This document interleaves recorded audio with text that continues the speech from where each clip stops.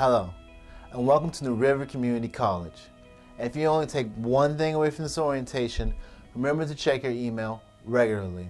Automatically download messages on your phone or get it forwarded to your regular email. Just check it. Also check Blackboard regularly.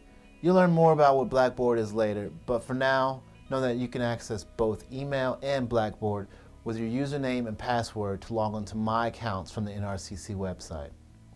Now, I was going to tell a funny story that involved me not checking my email, but there aren't any.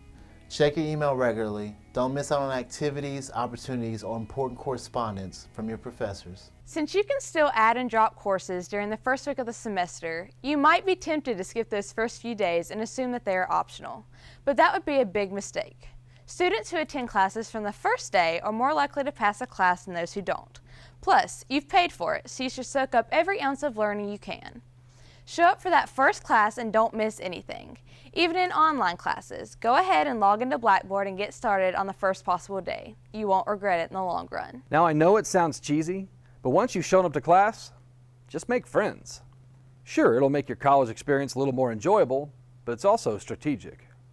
If you've got a group of friends, you can support each other when you need help with studying or notes or really anything else during the semester. Many hands make light work. So make a friend, create a study group, or join a club. Now it may be difficult for you to connect with other people, but the key here is common ground. Follow the 100% rule. You'll always have something in common with another person. It may be simply that both of you brush your teeth every morning. Whatever that common ground is, just go 100%. Hey man, I brush my teeth too, but I'm a Colgate guy. How about you? Bottom line is, don't be a loner. It's important to know how to relate to your professors. We've got some tips for you. Your professors are on your side, but you have to take the initiative to talk to them if you have a problem. Learn your professors' names and take advantage of their office hours. Treat your professor with respect. Let them know when you have to miss class and why. Come to class on time and put your cell phone away. Be pretty formal when you email your professors. Use their name and title and watch your spelling and grammar. They'll appreciate it. If you get an email about your performance in class, talk to your professor ASAP. If you enjoy a course, let your professor know. They'll remember you and they can write great reference letters for you in the future. I am an English professor, so as you can imagine, I love to read and write. But the most influential professor I had as an undergraduate was my geology professor. On the first day of the class, he told us that education is not a spectator sport. I pass this wisdom on to you as a reminder that learning is more than simply looking at your professor as though she is an image on your smartphone. Keep your mind open to subjects and concepts that challenge what you think you know and believe. Embrace transformation. I'm the Dean of Business and Technologies, but I'm also a student and a military veteran. So it would be an understatement to say that I value discipline. Discipline begins with good short and long-term planning. First, set an educational goal for yourself that is exciting enough to keep you motivated, but also realistic. In other words, if you are 5 feet tall, you may not want to set a goal of being an NBA player. Second, figure out the steps you need to take in order to reach your goal, and then be realistic about how much you can get done in any one setting. That means doing a little bit of work every single day. Creating a daily routine in which you study at the same time every day works great for me. But even if you can't do this, my advice is to find some way to chunk your work into manageable pieces and also to keep your eye on your big goal when things get difficult. College is where students really find themselves, who they are, who they want to be, where they want to go, and what they have to say. So, college is the place you should find your own voice, speaking for you in all of your work.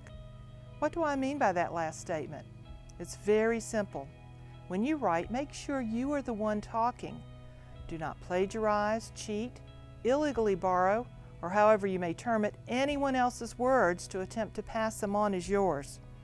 Learn to say what you want to say, and then learn how to use others' words to support your arguments.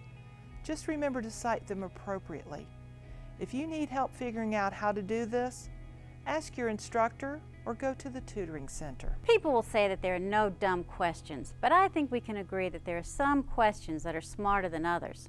Whether you're confused about college policies, financial aid, registration, or questions in class, be prepared to ask smart questions. That means pointing out the specific areas you don't understand. Instead of saying, "I don't get it," be prepared to explain what it is you find confusing or where in the lecture or information you got confused. This will help the person trying to answer you, and you'll get a much more helpful answer.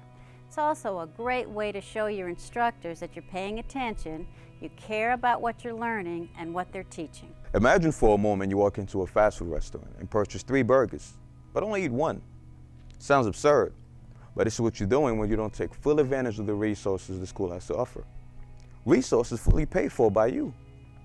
We have 2 tutoring centers in New River. One is on the main campus, the other is on the 2nd floor of the mall site. And we know college can be confusing or even stressful at times, which is why we are fully prepared to assist you in most, if not all, of your classes. Online classes are great because they're convenient and they save gas money. But they have unique challenges. You need a reliable internet connection, and you need to learn how to use Blackboard, which is New River's learning management system. And as you might have heard, you need to log into Blackboard and check your email every day. Online instructors communicate with students through emails and Blackboard announcements. So if you don't check them, you miss out. You also need to be pretty good at managing your time. Most online courses have due dates, and you need to be aware of those. No one's going to remind you. That's on you. But most of all, you need to realize that if you get confused, behind, or overwhelmed, there are people here at New River who care about you and care about your success. We can help. So don't be afraid to send an email, make a phone call, or ask questions. In order to continue eligibility for financial aid, students have to be making satisfactory academic progress, also known as SAP. And that doesn't mean you just have to make good grades. Most students don't realize that receiving a grade of F, U, or even W for withdrawing from a class can cause students to lose financial aid eligibility. Taking classes outside your major or changing majors can also have a negative impact. Students should always check with the financial aid office first before withdrawing from a class or making major changes to ensure it won't impact them negatively. The entire satisfactory academic progress policy is on our website. Don't hesitate to contact our office if you need any help at all. I'm a math professor now, but that doesn't mean I didn't have challenges in college. My first year in college was my most important year because what I learned set the pace for the rest of my academic career. I learned how to study, develop a stronger work ethic, prepare myself for testing, as well as manage my time more efficiently. My first year in college was a struggle, and there were several moments during that year that I thought I may have made a mistake and perhaps college wasn't for me. Now, the details of my academic struggles aren't as important as the fact that I learned to overcome the obstacles that were preventing me from being a successful student. Additionally, by having to deal with so many struggles so early in my academic career, it ultimately became a blessing that I was able to learn so much so early because I was able to apply that knowledge not only to my academic career but also to my career as a math professor today. Lots of very successful people had trouble during their first year of college. Failing a quiz or a paper or even a course isn't a sign that you don't belong in college. It is a sign that you might need to change your study habits or generally work a little harder.